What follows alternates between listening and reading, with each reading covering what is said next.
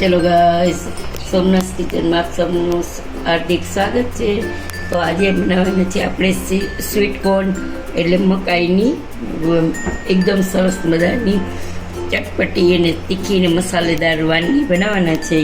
તો આપણે આગળ જોઈએ. ચલો તો જુઓ, અહીંયા મેં છે ને 5 મકાઈઓ હતી ને એને પીસી લીધી છે, દાણા કાઢી, અને 2 ચમચા જેટલું મકાઈના દાણા મેં એમને એમ રાખ્યા છે. તો આપણે આમાં ઉમેરી દઈશું, અને અહીંયા આપણે છે ને મસાલો બધો કરી લઈશું. જો હળદર નાખશું, 1 ચમચી મરચાં પાવડર નાખશું, 1 ચમચી ધાણા જીરું પાવડર નાખ્યું, અને 1 નાની ચમચી જેટલો ગરમ મસાલો નાખ્યો છે, અને અહીંયા મેં આમચૂર પાવડર નાખ્યો છે થોડો, અને આ એ આપણે શેકેલ જીરુંનો પાવડર છે,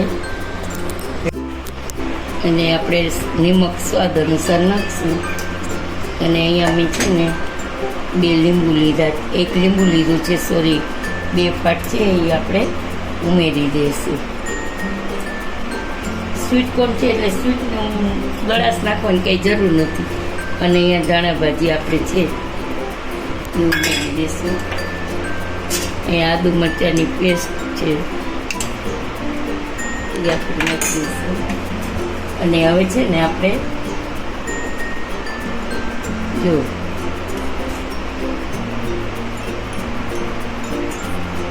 જોઈને એમ લોટ નાખશું, એટલે 1.5 વાટકો નાખ્યો છે. આમાં આપણે પાણી કે કંઈ નાખવાનું નથી, આમાં જ આપણે મિક્સ કરી નાખવાનું છે. અને અહીંયા છે ને મેં 2 ચમચા જેટલો ચોખાનો લોટ લીધો છે. તો હવે આપણે બધું મિક્સ કરી દઈશું. આમાં આપણે પાણી નથી નાખવાનું, અને જ્યારે આપણે બનાવવા હોય ને ત્યારે આ વાનગી બનાવીને ત્યારે તરત જ આપણે આ બધું નાખવાનું છે, નહીંતર બેટર આપણું ઢીલું થઈ જશે ને તો બનાવવામાં મજા નહીં આવે તમને. તો ગાઈસ, આપણે આવી રીતે છે ને આમ થપથપાવી અને ઢેબરી જેવું શેપ આપી દેવાનો છે.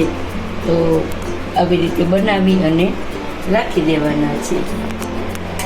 તો ગાઈસ, આપણે આવી રીતે છે ને આમ થપથપાવી અને ઢેબરી જેવું શેપ આપી દેવાનો છે.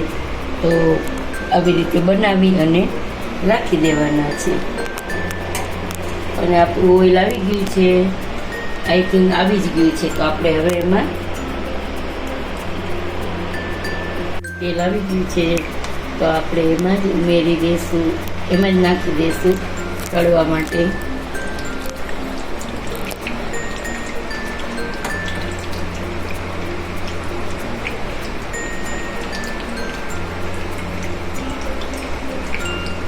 તો આપણે નવું પેન લીધું હતું, તો મને યુઝ કરવા માટે હું એક્સાઇટમેન્ટ હતી. તો આજે કીધું ચાલો આપણે સ્વીટ કોર્નની ભજીયા બનાવી લઈએ. આપણે આ સ્વીટ કોર્નના ભજીયા છે.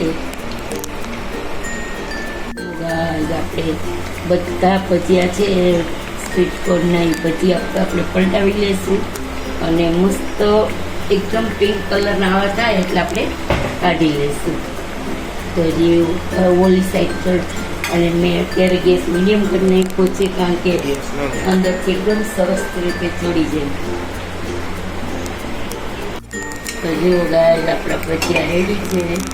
તો આપણા ભજીયા રેડી છે. તો આપણે હવે તેલ નીતારી અને કાઢી લઈશું. જો એકદમ સરસ બ્રાઉન કલરના થઈ ગયા છે, તો અંદરથી સરસ ચડી જ ગયા હોય.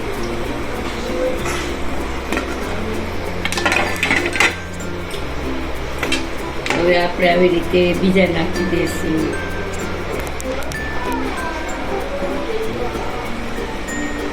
આવો આવો, વેલકમ. સમજભાઈ આવ્યા છે અમારા, આવો આવો.